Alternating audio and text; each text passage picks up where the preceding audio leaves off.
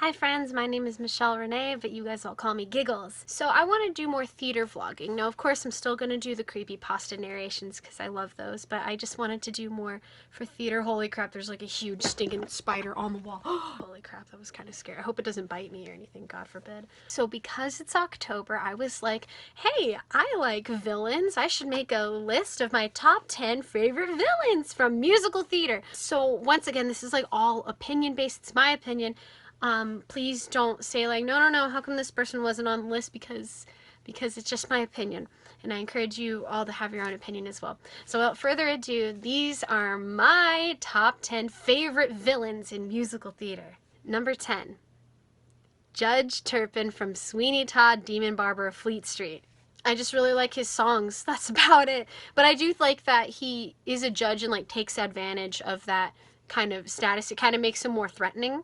And also typically like there's like a baritone bass or something that plays Judge Turpin, and I really love those kinds of voices. So yeah, it's mostly his performance. I like that character a lot.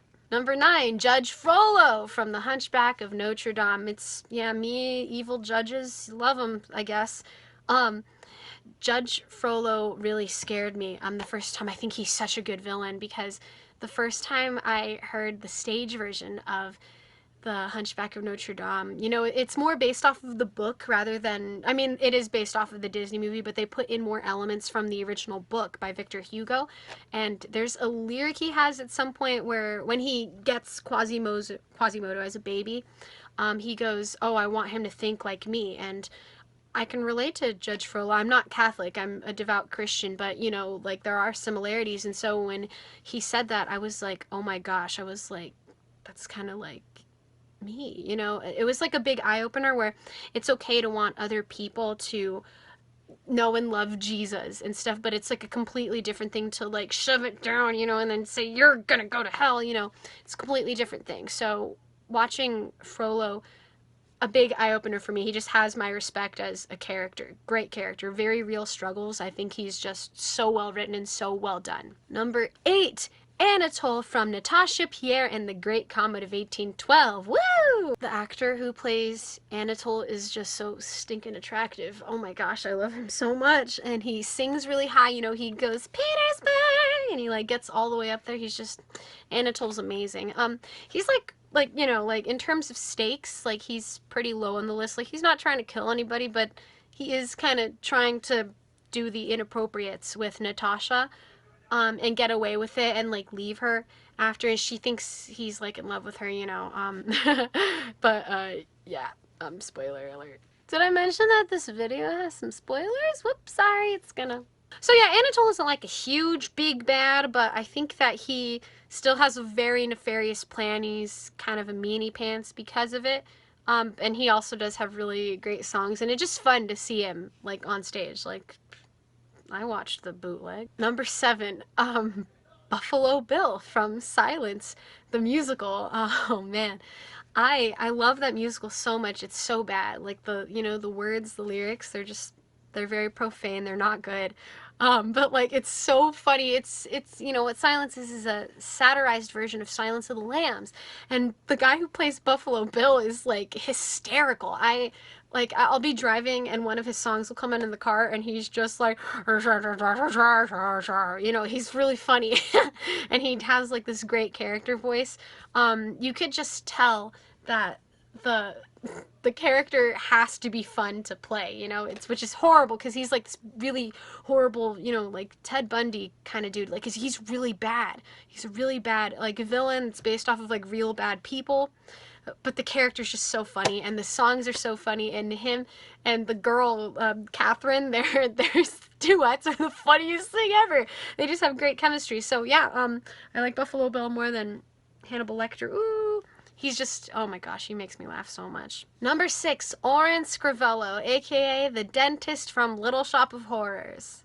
I think he's such a funny character. He was also the first thing that I had ever seen or heard of from Little Shop of Horrors. I remember watching Nostalgia Critic's top 11 villain songs, and Dentist was paired with Sweet Transvestite, from Rocky Horror Picture Show. So that was the first time I had ever seen the dentist, or, you know, anything from Little Shop. And Steve Martin was so funny as Orin. You know, I was just in Little Shop, and so both of our guys, it was double cast, both of the guys that played the dentist were just so spot on and stuff. And, you know, he's doing all these horrible things, but you somehow still have fun with him. He's such a great character. How do they do that? How do writers do that? Where, you know, he's like slapping Audrey, but then he's like, oh, and it's like just hilarious. So I really like the versatility, I guess, of that role. I like the dynamics of him. That's how I would put it. He's just so much fun to watch and experience. Number 4, Audrey 2, aka the Plant, also from Little Shop of Horrors. There's no words really for such a character, because it's a singing and dancing plant.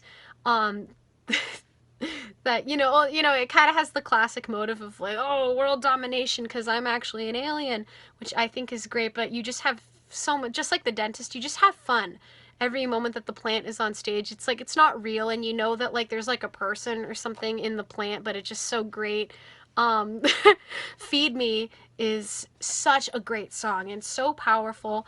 And, you know, everybody who gets the privilege to voice the plant and sing for the plant is like, they all know how big that is and how amazing that is, because it's such a unique role in theater. It's so unique and it's so powerful. You know, there's just nothing like Audrey 2. So yeah, good villain. Number 3, the Phantom of the Opera.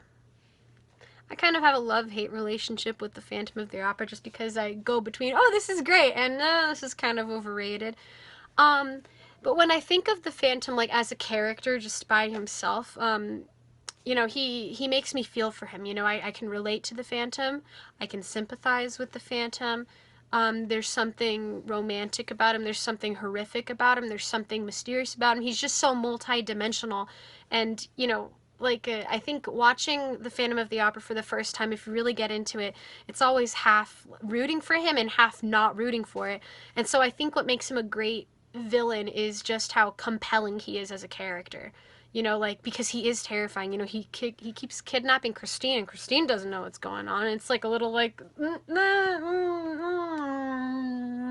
you know, but I don't know, there's just something about him that's like so great. And then he also, I think, has, every actor who plays him has to have great stage presence, and that's, you know, that's how you win over an audience. So that I really just like that about him. I like his dynamics and how he commands the stage. He's integral. He's very integral. Number 2, I love JD from Heathers the Musical. There is a time where when I was in Heathers, we would talk about this a lot. We would be like, okay, like, is JD, like, you know, really the villain, or, you know, etc. You know, there's so much debate about him. There's so much gray about him. Like, he's just living in a gray area, you know, which I think is fantastic because it brings out so much discussion. And ultimately, that's what theater's about. It's about, oh, hey, we go to a production. After the production, let's talk about it. Let's have a discussion. Let's discuss, you know, like, I love that about theater. But JD is so gray, and there's so much to unpack about him. You know, like, his whole upbringing with his mom, the way that his dad influences, you know, the person that he is, how he is because of Veronica, or his and Veronica's dynamic, the contrast between him and Heather Chandler. There's just so much to talk about with JD. And because, you know, in the beginning, we fall in love with him. We think he's the hero. And then towards the end, you know, like, crap goes down, and we're like, oh, well, okay. But, you know, when I did Heathers, the way that my director told us to behave towards JD is, he said, I want Veronica's heart to break over him like 20 times in the musical, and I needed to, like, see it and feel it. And I was living for that, because you know, like, that show's an emotional roller coaster, and JD is the cause of most of that. So I like him a lot because he really gets me to feel and, like, explore different discussion topics and theories. He's, oh my gosh, he's my favorite character in Heathers, JD. I just love him so much. Number 1, I love Beetlejuice. I know you guys are so sick of me saying that I love Beetlejuice, but he's just my favorite villain.